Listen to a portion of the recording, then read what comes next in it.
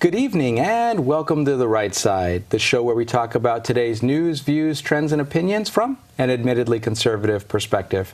I'm your host, Chris Pareja, and this evening we're delighted to welcome back a repeat offender, Charlie Self, also known as Dr. History. He's a regular guest on KSFO's radio morning show. He's a teacher, all sorts of good things going on in the world, and you're making an impact, Charlie. Welcome back. It's really wonderful to be with you and wonderful to be sharing what's going on in the world for good, as well as some of the challenges that we face. Well, and so for those of our guests who haven't been exposed to you previously, give us a little bit about your background and how you come today to where you are. Well, I'm delighted to have been a pastor and a professor for 35 years, both working in the academy as well as serving parishes. Along the way, also had a chance to be in business, sometimes by default, sometimes by design, but in all cases, anxious to connect Sunday worship and Monday work, to help people live flourishing lives, whole lives, where they can bring their deepest values to what they do all day, and at the same time, those best practices should touch everything that we do. Right now, I'm a seminary professor. I teach church history, missions, discipleship, leadership at the Assemblies of God Theological Seminary, and my newest job, which I'm excited to announce, is that I'm the Director of City Development for a brand new network called Made to Flourish. We're helping to equip pastors with economic wisdom and understanding of what their congregants do all week in order that they might empower them further, and in turn that a healthy church might help the community to flourish. So it's just really fun to be able to kind of connect the dots and serve people in their missions. But also, you're touching on all the facets of life, many of which we're not allowed to talk about in polite public, which we absolutely need to talk about in polite public. Sure. But bringing them in together in a way that can, as you said, make a positive impact on the communities that these individuals are involved in for the greater good.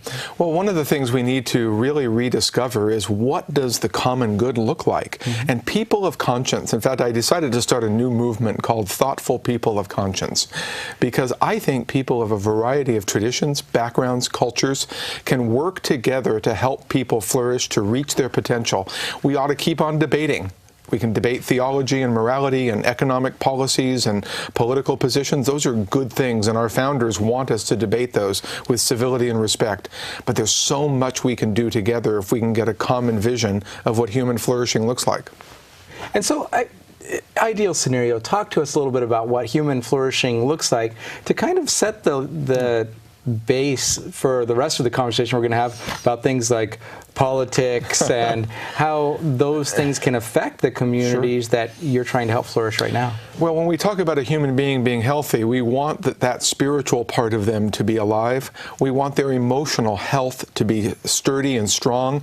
We want their relationships to be well, both in their family, at work, among friends. We want them to have a sense of meaning and purpose. And then everyday work, we want it to be infused, we hope, with joy and with purpose, but even when it's a bit laborious and repetitive, we want people to see the value of the work that they do all day.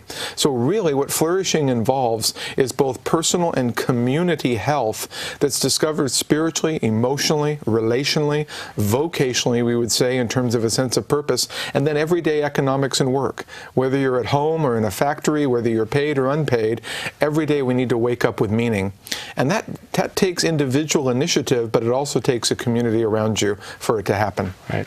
You didn't mention in those emotions fear and distress and all of the things that we're seeing manifest right now in the country. And that's really one of our great challenges right now is getting to emotional health, both publicly as well as privately, and how we respond when things don't go our way. Right.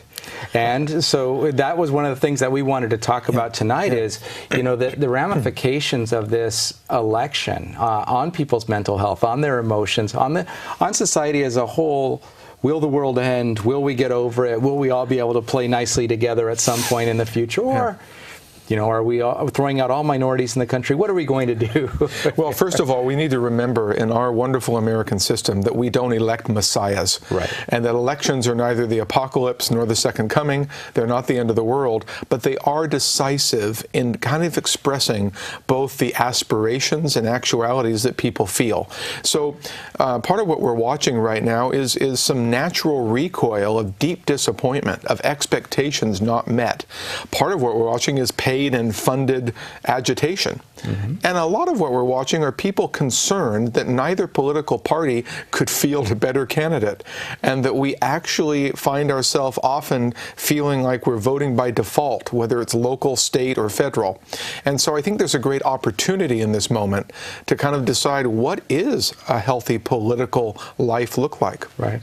And I mean, historically, you understand how things have gone from the earlier parts of the country and everything else. Have there been times in our country's history where we've been as divided as many people think we are now? Actually, more divided. We have nasty political elections that are easy to recount, but probably if I were to give a parallel, I would give two. It would be the 1840s and 1850s, where every single ecclesial body, every single church divided over slavery, families divided over slavery. A nation went to war because we weren't living up to our founders' vision of true equality. And then if you want to fast forward another time, would be the late 60s, early 70s, where the civil consensus began to collapse. And so we're experiencing right now the consequences of what happened almost 50 years ago, as what everybody accepted as normal is no longer accepted as normal. So we are in a great opportunity to reaffirm some first principles, to re-articulate what you and I would say are the best of conservative values, but represent them to a group that doesn't know this history. And at the same time, we're at a perilous moment where if we don't find common consensus, then there's a lot of disintegration and dislocation that simply continues. Well, talk about in a little bit more detail what those first principles are that you see having the opportunity to be represented right now, because that might be a little vague for some. Well, our founders were brilliant, and they understood, especially in our Constitution and on our Bill of Rights, and you can add the Declaration, these founding documents. They aren't the Bible. They weren't given from heaven. They are the constructs of the best people can do at the moment. But what they did is they understood that people need the maximum amount of liberty possible, but rooted in virtue, and that government existed to protect God-given or natural rights, not bestow them, and that the federal government in particular should be the least amount of government in your life compared to state and local governments, but the greatest governance is your own, within your own family structure, your own religious tradition. This is why the first 16 words of the First Amendment of the Bill of Rights are so critical, and that those are the words that keep government out of religion, but allow people's deepest religious values to inform their private and public life. So there's just some examples of what our founders expected. That's why Ben Franklin's famous line is so important. We've given you a republic, madam, if you can have it. What he meant was, if you will take the responsibility of self-governance, of virtue, and be responsible for your family, be responsible as part of a religious community or not, but be responsible locally. And so this is the big change that's been happening in the last 100 years as well, as we've gone from much less local interest to a much more national and global interest. Well, and it's interesting. The question I would have for you is, are those concepts outdated? You've got people actually clamoring for larger government, clamoring for people to take care of them, versus being willing to take responsibility and, in fact, being much more quick to place blame as opposed to use the R word, responsibility. Yeah. Is that outdated? And how, given President-elect Trump's victory, how do you make the jump to people being able to go to a place of self-governance and religious freedoms? We have to build some bridges because we've become so polarized. We've said either you're compassionate, either you're a compassionate almost socialist, or you're a complete libertarian, either you're into personal responsibility or government help, and it's not that simple. I think we have to build some bridges. Words like empowerment, opportunity, access to prosperity, property rights need to be joined with the common good, clean and decent infrastructure. So what's happened is the kind of assumed consensus of a combination of individual initiative and public good needs to be rebuilt, and it's going to have to be rebuilt piece by piece because we've turned it into a very polarized setting. I would say fundamentally that the issue of sort of personal responsibility, family virtue, because we've had such a destruction of the nuclear family, such an implosion of what it means even to be human, to be married, to be in a family. Empirical data, Chris, is really interesting.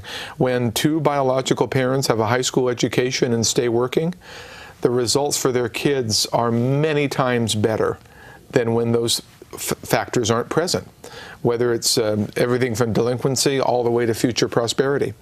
And we are watching some serious trends of a few well-educated people of all stripes doing a little bit better and a whole bunch of people being left behind, not because we have not enough government, but because we haven't mastered a vision and an understanding of how economics works and the ability to take all these amazing human assets and help them really participate in their own flourishing. As you mentioned, we redefine the family unit. We say that a nuclear family is no better than anything else, but if we really wanted to battle poverty, that's what we would do. If parenting's a team sport, and half the team isn't showing up, it's hard to win. Well, the other thing that's interesting, Francis Perkins, Franklin Roosevelt's Secretary of Labor in the 1930s, and by the way, we often criticize, and we should, some of FDR's policies, big government, that kind of thing, but they really did much of what they did out of a sincere desire to really help ameliorate 25% unemployment and significant poverty, and I will give them credit for building some infrastructure. But Francis Perkins says, you know, when we give out welfare and we give out help, no immoral person should receive it.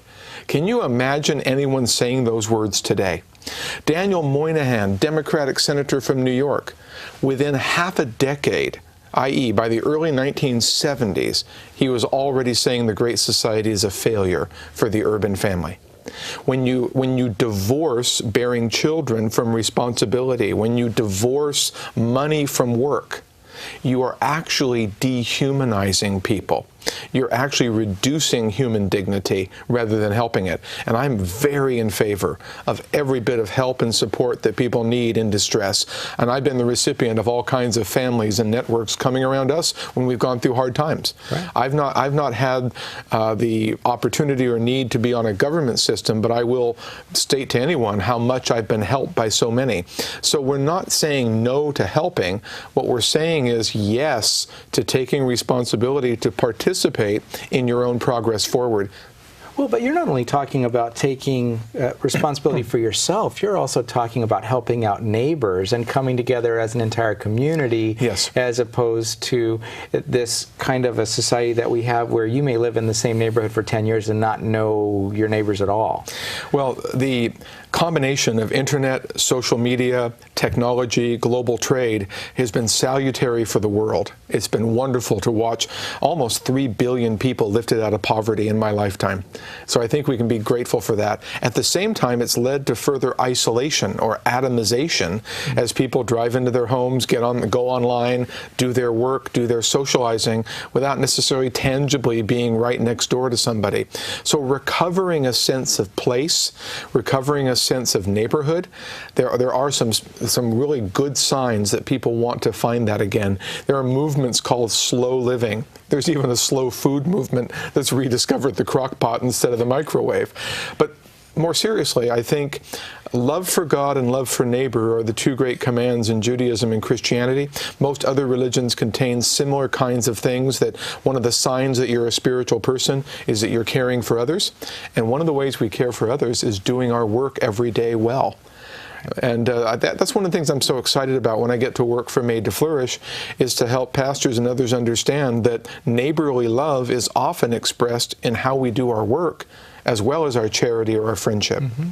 So it sounds like you have hope that we can recover from it, and social media is one thing that brings this out, but and also big city living, where you've got a certain amount of anonymity, which I think people also use to amplify animosity because they feel like there's not a personal responsibility or there's not going to be a ramification for just venting on someone that they don't have a personal relationship with. But there are great signs. Places like Detroit are actually beginning to recover, but they're not recovering because of government policies. They're recovering because of hundreds of churches, nonprofits, businesses, individuals on the ground beginning to take initiative and rebuild houses, rebuild neighborhoods, create health clubs, and teach people about healthy living to deal with obesity. It's one of the great tragedies of our country that poverty and obesity go together because of a lack of access to good food and good education. So I have friends on the ground in Detroit, but they're rebuilding it block by block, person by person. There's a wonderful movements toward renewing inner city community and people really wanting to raise their kids in a city community. And community gardens are growing in the middle of New York. So I think it's not like out to the country and away from the city, or that the city is better or worse. It's that people want to find community and purpose in their life, and they're realizing that we need to have a certain integration of family, friendship, leisure, work, rest, and raise our children in that environment. So there are some wonderful signs of life. Hopefully those can overtake the shrillness, the histrionics, the reactions that we're watching right now. And so how would one go about accelerating those positive outcomes as opposed to riots in the street, people fearing for deportation of their neighbors, fear that they're not going to have reproductive control? I mean, well, part of what we need to do is articulate. I ask this of people all through the political spectrum. In fact, the religious spectrum as well. What does health look like? What does a good community look like? What vision do you have? We need to articulate a vision of what it looks like, because that's where we're going to find the 50, 60, 70% correlation of concerns and values that can help us work together. Now, on some of those other issues, we have to learn to debate with civility, and sometimes people of principled conservative values are going to lose some battles and maybe win some battles, but it's a battle of persuasion, not insult. So I would say we have to articulate what there looks like. We have to get very local, very practical. I have a friend, he loves to teach about ethics and economics, and he said what the world needs now, and everybody thought he was going to say love, sweet love, and he said is jobs, sweet jobs.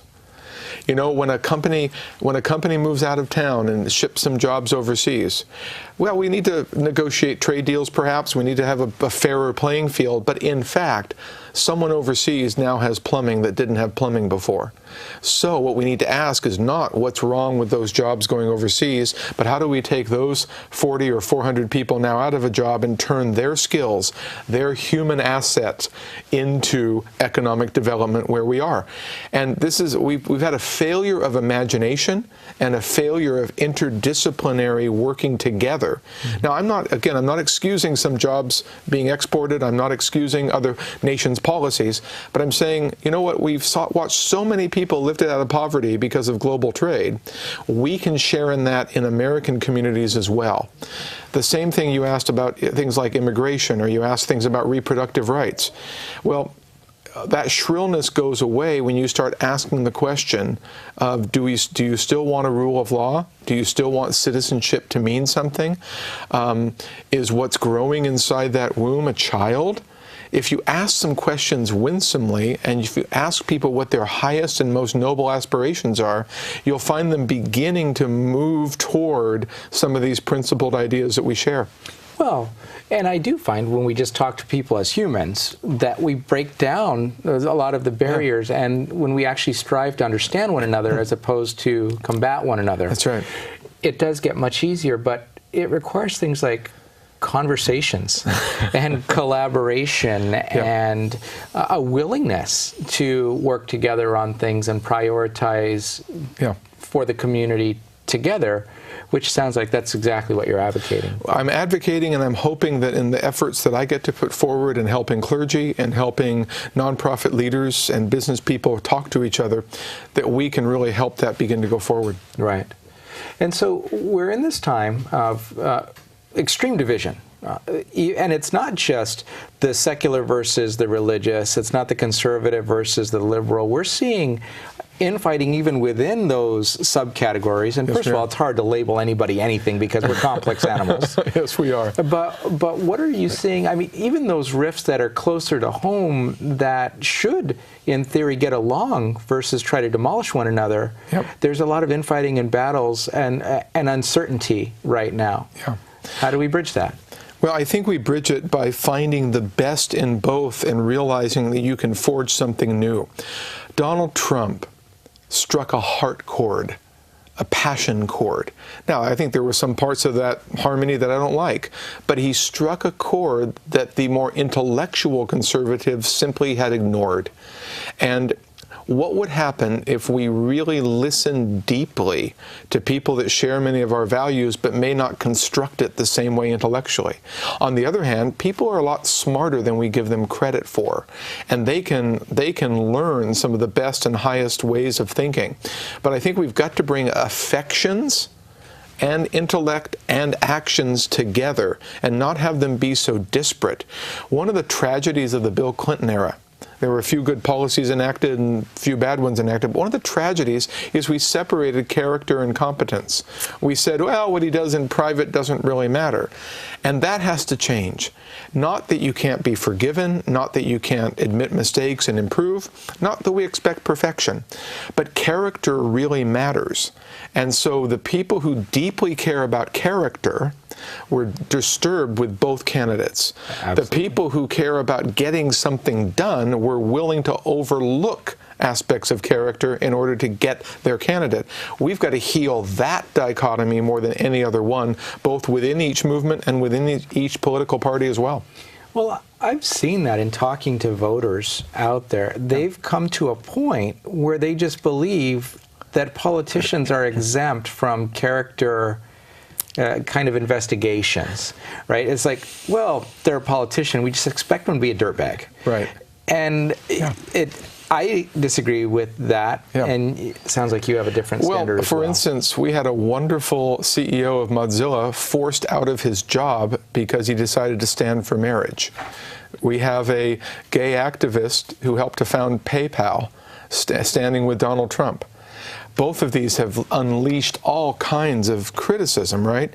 Well, what we need to do is we can disagree with those persons' positions. We have to figure out a way, how do we forge alliances with people that know how, with character, to get things done, even while we argue about other things? Or how do we just practice focusing on our commonalities or our common desired outcomes, even if they're for different reasons, and work together to make something happen versus beating the bejeebers out of each other with no positive end. This is the 18th century. Our founding had a lot of religious folks, but our founding had folks that weren't all that religious working together on what they described as natural law, natural values. Most people went to church, or at least professed to go to church, but even the people that weren't very religious shared a sense of timeless, permanent values that we can build a flourishing society on. And they didn't necessarily need to attack someone because they were religious and didn't feel that they wanted to be, or vice versa. And they felt free to attack the ideas, and sometimes the person. Let's face it, some of their debates were rather lively too. And involved canes and sticks sometimes. But they knew how to debate intellectually and then go out and roll up the sleeves and pass some legislation. And that's what we have to learn how to do again. Okay. Well, Charlie, we're just about out of time. Okay. What's the best way for people to look you up and find out more about what you're up to, what you believe, and how they can get some of that? Well, I hope I can be of encouragement. drcharlieself.com is my own website, and then madetoflourish.org. It will give you an idea of what I get to do all day in helping high-capacity folks. And I would encourage them to be in touch with me. I actually do answer my emails. And what do you say we create a thoughtful people of conscience movement together? Sounds like a plan. All right. Well, thanks for joining us, Charlie. If you'll hold on for just a moment, we'll be back after a word from our underwriters, the Conservative Forum.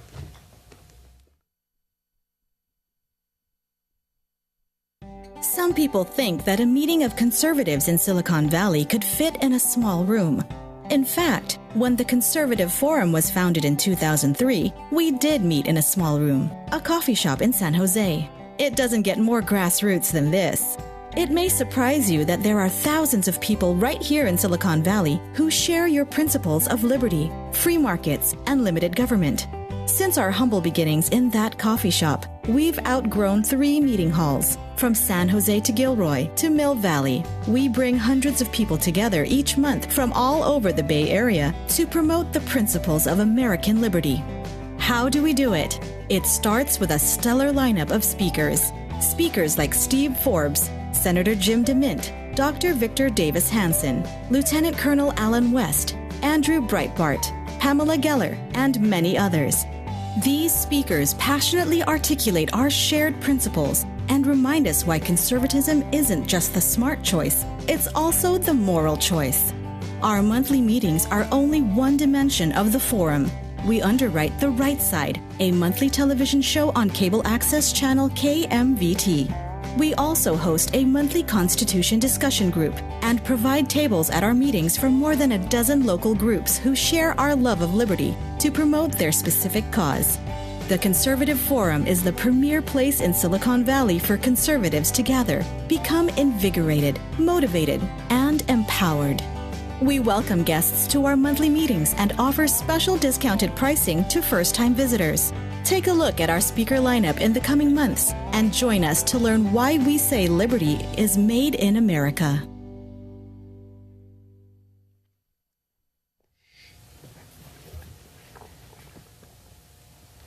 And that was a word from our underwriters, the Conservative Forum. We appreciate the underwriting they've done for this show over the last, going on the end of the 5th season here. But what they're best known for is their speaker series. And that happens the second Tuesday of each month at the IFES Portuguese Hall at 432 Stearland Road in Mountain View, about 3 minutes from here. And that's actually the reason we were blessed to have Charlie with us in the studio this evening, as he'll be speaking just in a little while over there. And so coming up in December, Nick Adams, founder and executive director of the Foundation for Liberty and American Greatness, which is an organization dedicated to promoting American exceptionalism and combating anti-Americanism worldwide, will be speaking. In January, Dr. Beth Haynes with the Benjamin Rush Institute will be talking about healthcare policy. But if you'd like more details on who's coming and things like start times, which is typically 7 o'clock, you can find out more at the conservativeforum.com. And I just love in closing, when Charlie gets to join us here in the studio, he has such insight and is just a man of character and principle that wants to see society brought together. And I know that most of the time us conservatives are considered hate-mongering, unemotional kinds of folks, but Charlie really brings to the fore the idea that we do need to work together, we do need to collaborate, and with all the differences that are out there, if we focus on the important things, understanding each other, our priorities, and working toward a common solution, that we can get a lot done. And I am in complete agreement. So look him up on the web. You can Google him. You can go after Dr. Charlie Self as the website. I know he's out on Facebook and things as well. But look him up and be prepared to be enlightened.